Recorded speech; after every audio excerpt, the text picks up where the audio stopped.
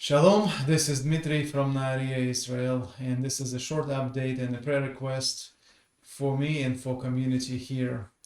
We had a peaceful Shabbat, and now I'm recording this update on Sunday night, 7:35 p.m. Israeli time. I know some of you will watch it in other times, but most of you are now in church gatherings. And I hope those of you who will have a prayer meeting just mention us and offer prayer for Israel and for us specifically. And like I said, yesterday was very peaceful, very Shabbat-like feeling. And this morning started peaceful as well. And yet around 6 o'clock, around 5 o'clock, we had a strike from Lebanon, and we heard rockets flying over a house, and we heard how our artillery shot it down. So yeah, it was very emotional experience, especially for my wife Alina. She took care of the young one.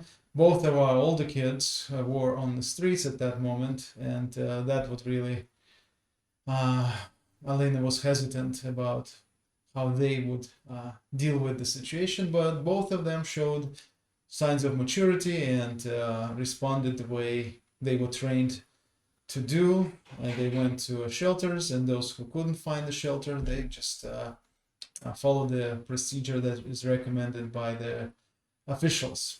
So Israel in general right now is on hold. The military operation is ready to launch in Gaza. But of course, we understand that the issue of hostages are very strong, and I'm sure that there are negotiations going on between the countries and parties, and of course, they do not inform us about it.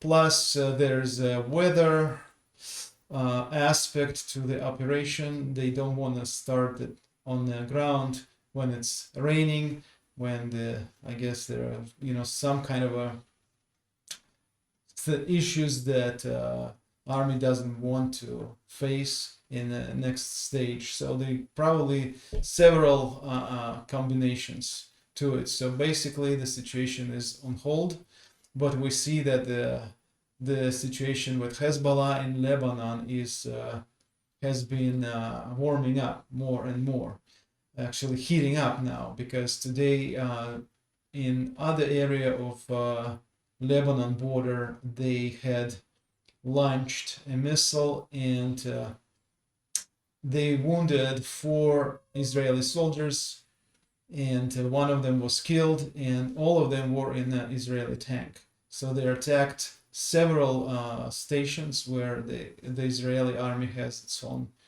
gear, and of course Israeli army responded with fire. So basically there is shooting going on over the border, back and forth, but we notice that the dynamic is growing. So keep this in prayer, and I want to remind you that nothing happens without the Lord allowing certain things. So just keep your heart still and trust in the Lord through this situation. For us, it's it's definitely a new stage of our lives, and definitely a new stage of our faith. We want to see maturity. We want to see how we come to the knowledge of the grace of God in new ways. And I want to encourage you not to be shaken by all of this, what's going on. Of course, things are not going to be easier, since now, not only in Israel, but probably understand that what happens to Israel affects the whole world. So we believe that Jesus is with his church. We believe that Jesus is coming for his church, and we believe that we need to continue to trust in him and continue to have our light shine for the people. And like I said, on Shabbat, on Friday night, we had a really good Shabbat meeting with our church family here, and we encouraged one another in the ways of the Lord, and we hope that our church will continue to grow. We actually see some new people coming because of the situation.